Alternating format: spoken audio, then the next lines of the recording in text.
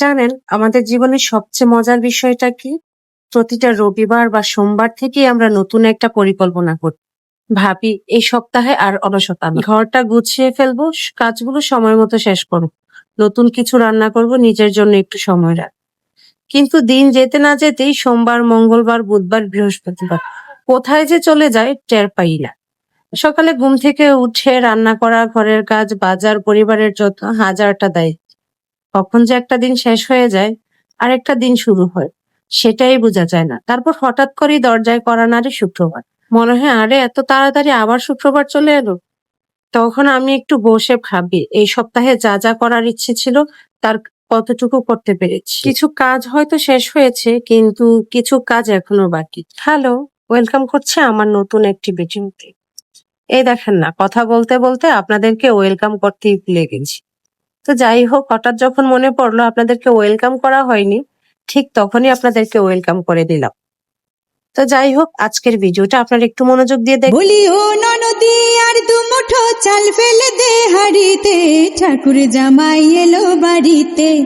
লো ননদি, ঠাকুর জামাই এলো বাড়িতে। আচ্ছা, এবার বলেন তো মাটির হাঁড়িতে রান্না করতে কার কার ভালো লাগে? আমার তো বেশ ভালো লাগে। এই হাঁড়িগুলো আমার অনেক দিন আগের।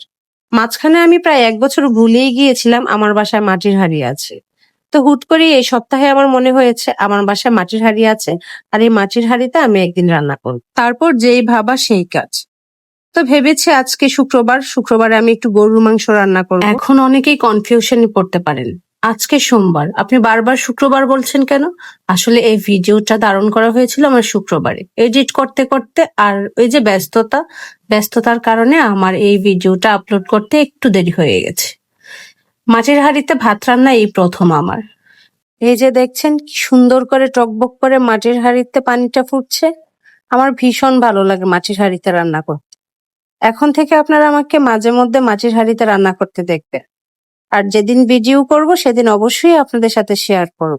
এই যে কথা বলতে বলতে ভাত আর গরুর মাংস রান্নাটা আমার কিন্তু হয়ে গেছে। এখন গরুর মাংসটা নামানোর আগে আমি একটু ভাজা জিরার গুঁড়া আর গরম মশলার গুঁড়া দিয়ে নামিয়ে নিয়েছি।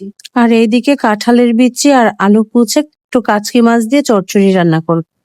এই রান্নাটা হাতে মেখে রান্না করলে না ভীষণ মজা হয়। আপনারা এইভাবে কে কে রান্না করেন অবশ্যই কমেন্ট করে জানাবেন।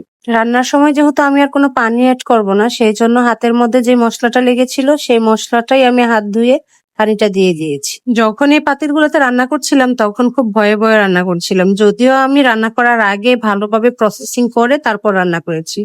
এই যেমন ধরেন হাঁড়ি পাতিল ভালো করে ধুয়ে তারপর একটু হালকা তেল দিয়ে আমি অল্প আঁচে পাতিলটা চুলাতে বসিয়ে নিয়েছি। যদি ফেটে যাওয়ার হয় তখনই ফেটে যাবে, আর যদি না ফাটার হয় তখন ফাটবে না, আর আমি সেই ফাঁকে রান্নাটা বসিয়ে নিই। তো এই তো কথা বলতে বলতে আমার থালা প্লেট ধোয়া সব শেষ। মাটির হাঁড়িতে রান্না করার পরে আমি খুব আশায় ছিলাম মাটির প্লেটে আমি খেতে বসবো। যখনই মাটির প্লেট বের করতে গেছি গিয়ে দেখি মাটির প্লেট নাই। তখনই জানতে পারলাম আমার বুয়া অনেক আগেই আমার মাটির প্লেটটা ভেঙে ফেলেছে। অনেক তো কথা বললাম, এবার বিদায় নেওয়ার পালা। আজকের ভিডিওটা কে কোথা থেকে দেখছেন অবশ্যই কমেন্ট করে জানাবেন। নেক্সটে নতুন কোনো ভিডিও নিয়ে আবার চলে আসবো। আজ আল্লাহ হাফেজ।